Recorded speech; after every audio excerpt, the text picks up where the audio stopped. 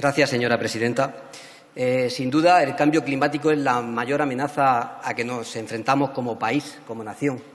Es una amenaza que afecta directamente a la salud de nuestros ciudadanos, amenaza a nuestros ecosistemas, a nuestra seguridad y a nuestra prosperidad y desarrollo económico.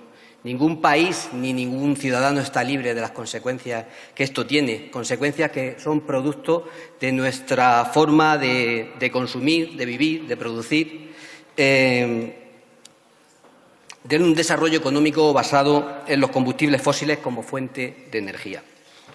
Más que ante un debate político, estamos ante un debate moral, el de la obligación de mantener la vida en un planeta que compartimos con otras especies, en el dilema de no hacer pagar a la humanidad presente y futura los altísimos costos de la degradación ambiental. El mundo ya ha tomado conciencia de esto y así ocurrió en París, donde 195 países firmamos un compromiso para hacer frente a este problema, reducir los gases de efecto invernadero y mantener la temperatura media global por debajo de los 2 grados centígrados con respecto a la época preindustrial.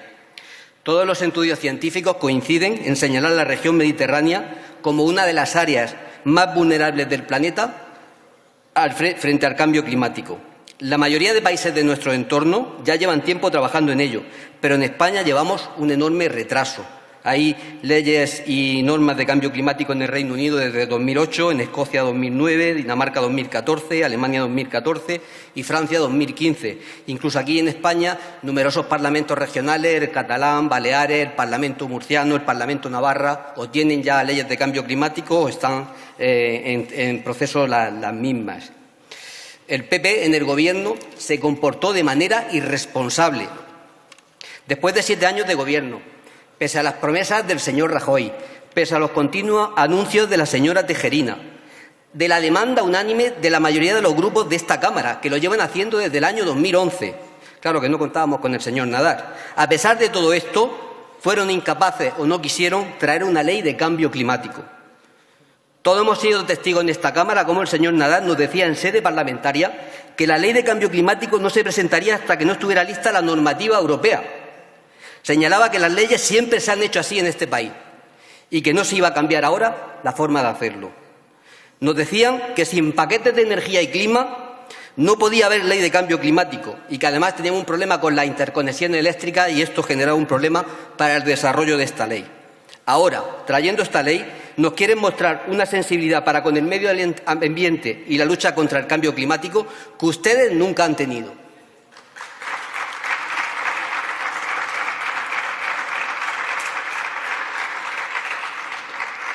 Ustedes siguen siendo el PP de la paralización de la energía renovable en este país, de las trabas al autoconsumo. Son el partido que le puso un impuesto al sol, el de los recortes a las fotovoltaicas que arruinaron a miles de pequeños ahorradores, los de la ausencia de planificación energética y los que han convertido a nuestro país en un campeón de los apercibimientos y las sanciones medioambientales por parte de la Unión Europea.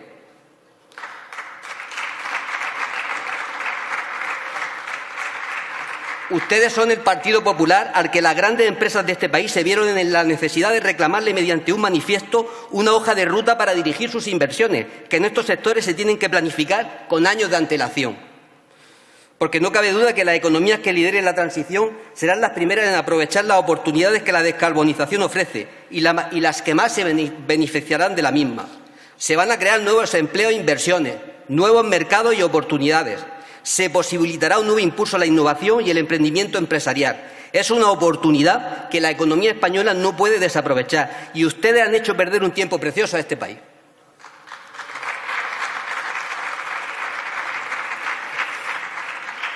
Tuvieron 8 años en el Gobierno con todos los medios para presentar un proyecto de ley con todas las garantías. En cambio, 2 días después de ser arrojados del Gobierno, se sacan este documento de no se sabe qué cajón y lo registran. Y es ahora, cuando están en la oposición, que nos traen esta ley que incumple las 3 principales demandas que de manera casi unánime nos han hecho todos los expertos que han pasado por la Comisión de Cambio Climático. Que fuera ambiciosa, que fuera consensuada y que fuera participativa. ¿Nos garantiza esta proposición de ley que con ella logremos mantener el aumento de la temperatura por debajo de los 2 grados? ¿Qué opina el Consejo Nacional del Clima? ¿Qué opina el Centro de Estudios Hidrográficos del CEDES? ¿Y el grupo de expertos que ustedes crearon?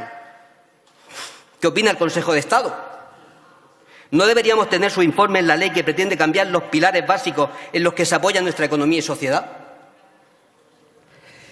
Entrando en el análisis de la proposición, son más llamativos los olvidos que las propuestas. No introduce principios de precaución ni de prevención. En materia de energía, se limitan a dar unas pinceladas sin tener en cuenta la enorme dimensión de la política energética.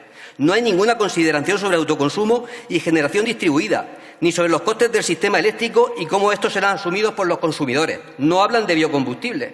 No se habla de pesca ni de agricultura y tenemos la primera flota por tonelaje de la Unión Europea. No se habla de turismo y somos el primer destino vacacional del mundo. No se habla de biodiversidad y España es el país con más biodiversidad de toda la Unión Europea.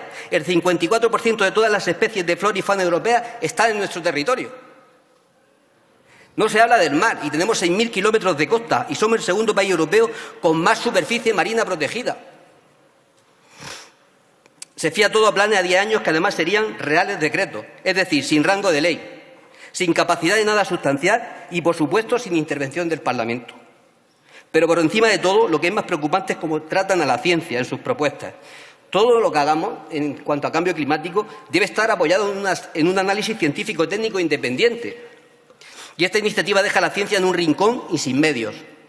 Ustedes proponen crear un observatorio de cambio climático y transición energética que haga informes de seguimiento al margen de las políticas y decisiones que se vayan adoptando, a la zaga y además sin medios. Y leo literalmente: los gastos derivados del funcionamiento del observatorio y de la elaboración de estudios no supondrán en ningún caso aumento del gasto público, ni sus miembros percibirán dietas por el ejercicio de sus funciones. Esta propuesta, lejos de poner a la ciencia en el centro, la margina. Señorías, España necesita urgentemente un pacto de Estado para la energía y para la lucha contra el cambio climático, en el que estemos todos, que sea estable, que sea ambicioso, que sea consensuado, participativo, pero sobre todo que sea eficaz.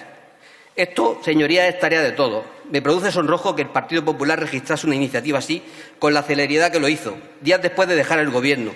No parece que tuviesen el interés general en la mente, ni que con esta iniciativa puedan hacer olvidar su indolencia y parálisis mientras estuvieron en el Gobierno. Señores del PP, cuando podían, no quisieron. Ahora parece un quiero y no puedo.